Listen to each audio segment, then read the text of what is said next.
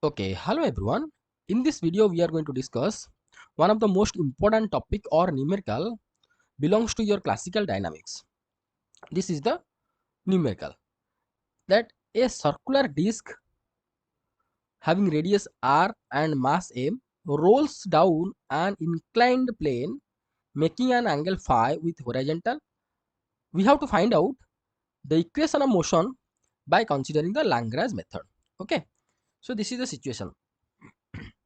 This is the inclined plane which make an angle phi with the horizontal. This is the horizontal, make an angle phi, and this is the total length of this inclined plane. The total length is your s. This is a circular disc which will going to rolls down on this inclined plane, whose radius is r and mass is your capital M. Okay, so what will be the equation of this situation or this system or this dynamics, that we are going to find out by using Lagrange method. Okay, so let us start. Here you can see when this circular disc will start to motion on this inclined plane, it has two types of motion. One will be circular motion and another will be translational motion. Okay, here you can see one is your circular motion like this about its center, and another is the translational motion of the center of mass on this inclined plane. So two type of motion we can observe when this circular disc is going to start to motion on this inclined plane. Let the angular velocity of this circular disc about its center is your omega, and after some time it has been displaced a distance x from the top of the inclined plane, and the rest of the distance will be s minus x, and r is the radius of this circular disc we know, and o is the center of this disc. Okay, so if I am going to draw a line from center to any the any contact point of this disc to the inclined plane, it will be a perpendicular line at that particular point. Okay, now we know that in Lagrange method we have to find out Lagrangian L. To finding the equation of motion, we have to find out Lagrangian. That means T minus V. Here T is the kinetic energy or total kinetic energy of the system, V is the potential energy. In this case, we observe two types of kinetic energy, two types of motion. One is your rotational motion about the center of mass or about the center of the circular disc, and another is the translational motion of this disc. So two type of motion we found. So the total kinetic energy for this whole system will be translational kinetic energy plus rotational kinetic energy. Okay, now the translational kinetic energy, we know that half m dx by dt square, or we know generally half m v square. V is the velocity, or instead of v we can write dx by dt, change of displacement with time, or rate of change of displacement with time. So we can write half m is the mass of the disk, dx by dt square, or half m x dot square, because we know x dx by dt is nothing but x dot, right? Okay, now the rotational kinetic energy will be half I omega square. Here I is the moment of inertia of the disk, omega is the angular velocity. For the linear case, mass into velocity square, but here for the rotational case, moment of inertia into rotational kinetic energy square. Then we found rotational kinetic energy. For this disk particularly, this is a uniform disk. Okay, this is a uniform disk. So moment of inertia for this disk will be half m r square. We know that if a disk is will be rotate about its center of mass and axis passed through the center of mass and perpendicular to the plane, then the moment of inertia will be half m r square, that we know.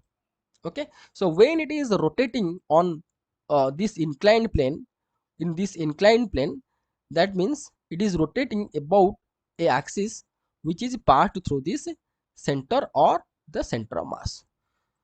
So moment of inertia will be half m r square. Okay, now omega square, what we can write here? Omega is nothing but angular velocity. Angular velocity means rate of change of angle. Here I am going to show you. Suppose for a time dt, it covers a angle d theta. Suppose for time dt, this is rotating, no, this is rotating. So for a time dt, the disk covers a angle d theta. Okay, so omega is nothing but your d theta by dt, right. And here this angle is your, suppose, d theta, and this distance, this is the arc, is your dx, and this length is your radius. So this arc distance dx we can write r into d theta, right? So d theta we can write dx by r. Okay, same thing I have been written. Instead of d theta we can write dx by r. R is the radius of this disk, or we can write 1 by r dx by dt, and here dx by dt is nothing but x dot by r. So here we found angular velocity is nothing but your x dot by r. In this format we can write angular velocity. Now the rotational kinetic energy will be half I is nothing but moment of inertia, half m r square, and omega square, omega is nothing but x dot by r. We can write x dot square by r dot square. So we can found rotational kinetic energy will be 1 by 4 m x dot square. Okay, so total kinetic energy will be, here we found translational kinetic energy is your half m x dot square, this one. Here we found rotational kinetic energy is your 1 by 4 m x dot square.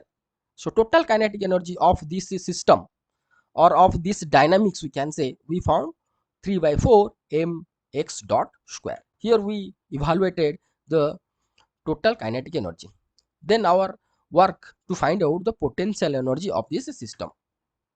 Okay, now potential energy of the system, let V will be how much? Mass, we know that mgh, mass of the body, acceleration due to gravity, and height in general. Okay, so for this case potential energy will be how much? Potential energy will be mass of this disk m, g is the acceleration due to gravity. For this situation I am telling about for this situation, for this particular situation, mass of the disk, g is the acceleration due to gravity, and h is the height from the ground level, and here h is the height, is nothing but height from the ground level to the center of the disk or center of mass of the disk. So this height, this to this much. Okay, this much to this much height, mgh, this is the potential energy. Now we are going to calculate the h value in terms of r, phi, and x. Okay, for that you just draw a parallel line like this from o. Okay, like this, and a perpendicular from this point to this point. Let this point is your m and this point is your b. Okay, now you just give a name of this point, that is your c, and we have to put a name for this point as a. Okay, now if this is your phi angle and this is 90 degree, so this angle will be 90 minus phi. This angle is your 90 minus phi. Okay, if this is your 90 minus phi, this will be phi. Why? Here you can see, if I'm going to consider this full angle, this full angle is your 180 degree, right? This angle, this much angle is your 90 minus phi, 90 minus phi. Okay, and this angle is your 90 degree, 90 degree. So obviously this angle we do not know how much, x, suppose x. So here 90, 90, 180 got cancelled, so x will be phi. So this angle will be phi. Okay, okay. Now consider the figure. This height is nothing but BC plus CM.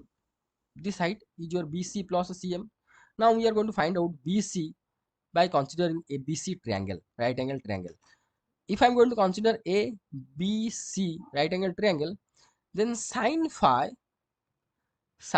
this one, sine, this is 90 degrees, sine phi is nothing but will be CB by S minus X. So CB or BC, CB or BC will be S minus X into sine phi, whatever I written over here. Okay, okay. Now considering the triangle CMO, this triangle CMO, this triangle. In this triangle, this is your 90 degree and this angle is your phi.